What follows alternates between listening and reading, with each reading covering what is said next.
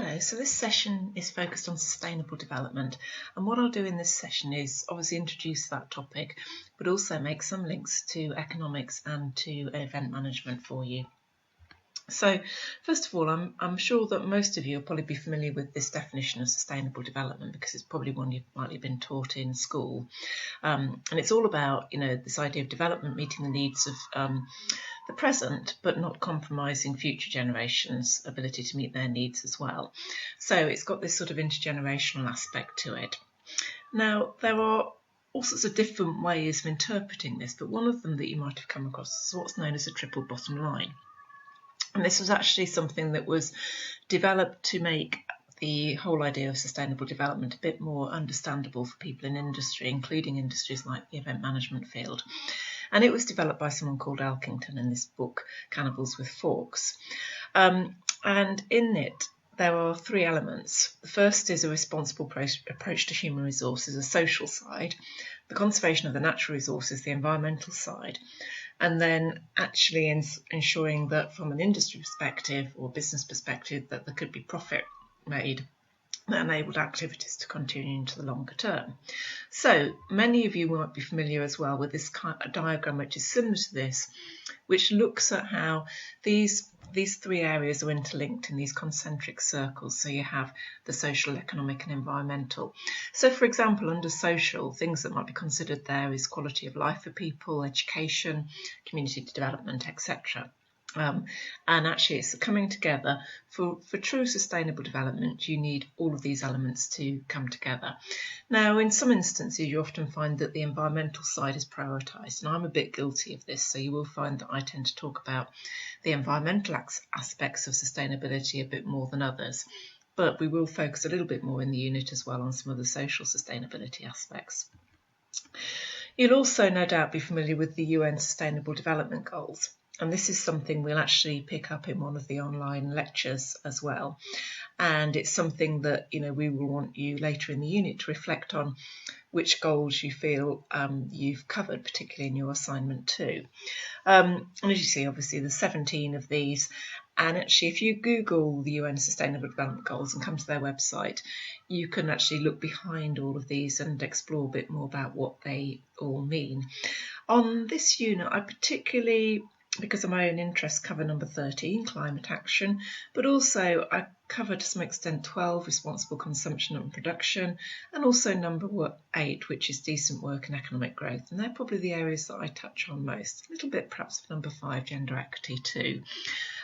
Some of the other areas we don't touch on anything like so much, but they all have quite significant relationship with economics, and you could argue that events can link into all of these in one way or another as well. So there are a number, if we begin to look at this from an economic perspective, there's a number of different approaches to sustainability that I've explained here. So first of all, you have what's known as the free market approach. Now the free market approach is much like I explained in a previous recording about the tragedy of the commons, when basically people make individual decisions, or a company makes a decision on behalf of the company in their individual interests, and then what tends to happen is that fails to manage or achieve sustainable development because it's not looking at the impacts on other parties involved, and it tends to be sort of quite focused on using resources and not really thinking about the responsible use of those resources. Then there's a second one there, the social efficiency approach, and this is probably the approach which is broadly aligned with the principles of sustainable development. And the idea of this is an economic approach that might take the costs and benefits a bit more into account, and actually starts looking at the costs and benefits and putting them in a bit more of a kind of wider societal perspective, and recognising that if there are quite significant social costs, we should do less of a particular activity.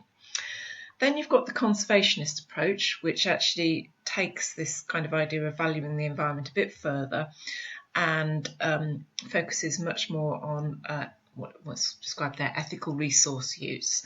So only using resources if there's actually a very minor damage.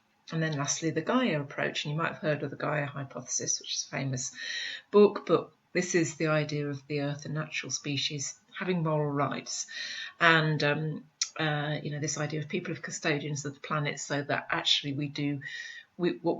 the way we live our lives and a business might operate is we do absolute minimal amount of damage or no damage at all, really. And as I said in brackets there, there's often referred to as things like Aboriginal thinking, and actually many Indigenous populations have an approach similar to that. So, as this is economics, you can see there's a graph there, and we can look at this in terms of sort of plotting some different dimensions here. So first of all, if you look at the red line on that graph, which is the marginal cost pollution, and this is basically the pollution you get from every additional output of consumption. So if we look at along the bottom there, you've got the output of goods, and then you've got the cost in terms of pollution would go up the left-hand side. And what you can see with that curve is it grows up gradually at first as more of a good is produced, but eventually it goes up quite steeply. Now, if you put this into an event management context, if you imagined that you held an event on an outdoor site, perhaps you put up marquees and you invited several thousand people to an event on a site. If you did that 2 or 3 times a year, you can imagine there's probably not that much impact because the site has a chance to recover in between time. But if you did that every week, all year round, then you can imagine that there'll come a certain point where you will get quite a lot of environmental damage from inviting a lot of people onto an area of land and having activities there on a weekly basis. And so therefore the level of pollution or the damage would go up quite dramatically. Then the other line on that graph, which slopes downwards, this black line, is the marginal benefits minus the marginal costs. Okay, so, and this is basically gives you the overall the net marginal private benefit from any good. And this declines, so it's a slope that goes down because as you produce more of a good, you get less benefit. And if we look at some different quantities of output of that good, so if we look at Q4, which is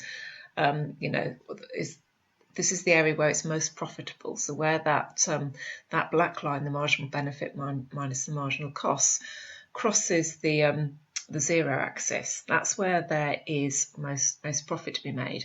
But actually, if you take that line up to the marginal cost of pollution line, you can see that the cost is quite high.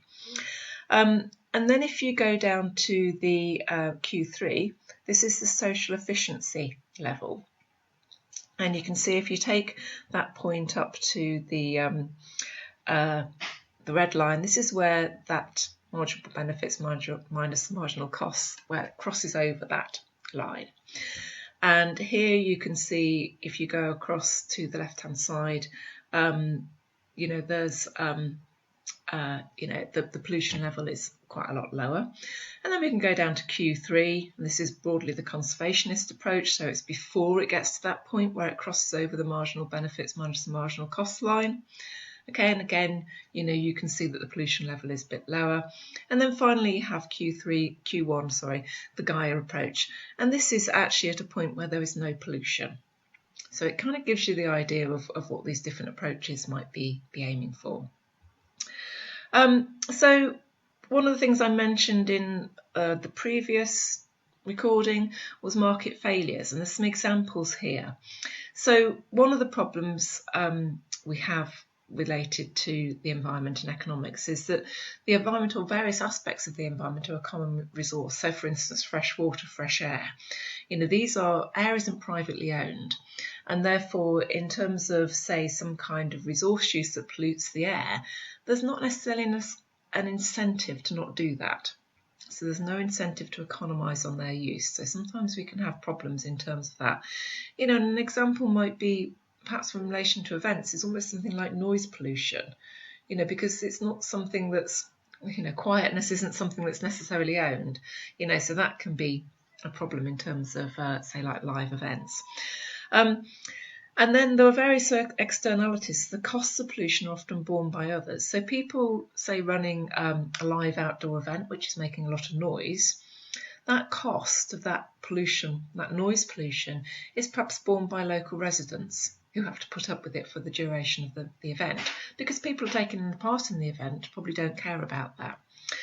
Then we can have other problems like ignorance. So, for example, you're probably aware of problems that were caused by aerosols a few years ago and ozone depletion. And, and of course, a lot of this happened because we didn't realise it was a problem. And actually, that's in terms of the science not understanding the problem, but also consumers don't always understand how they can be environmentally friendly.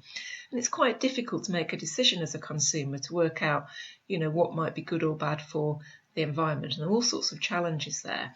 And then there are intergenerational problems. So one of the reasons why there's market failure related to the environment is that actually doing something now might not cause us too many problems in terms of our environment, but sorry, that's noise in the background here.